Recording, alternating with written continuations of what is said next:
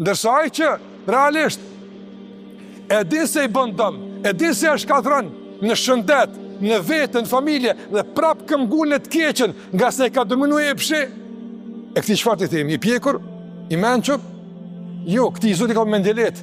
Ai që e shkatron shëndetin për me kënaq përkohësisht vetveten, ky është mendjeleti. Ky është mendjeleti. Prandaj të ndërrozë, ne duhet që të bindemi gjykimit të Allahut te barekuhu teala. Ne duhet që të tregojmë pjekuri dhe maturi, edhe pse pjekuria i ka treguesve që do të flasin për to inshallah, mirë po.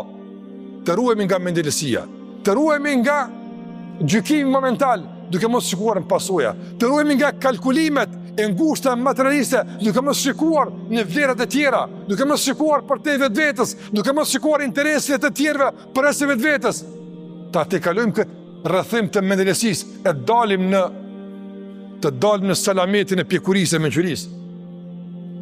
Dhe ti përgjigjem Allahut azza xal, nga asaj që i është për Zoti xhallahu ala, ky është i pjekuri. Refuzimi ndaj thirrjes së Allahut xhallahu ala monën men. Refuzimi ndaj Allahut xhallahu ala thirrjeve të Zotit xhallahu ala është mendjelesi. Sa i përgjigjesh tregon mençuri, e sa nuk i përgjigjesh tregon mendjelesi. Allahu na ruaj.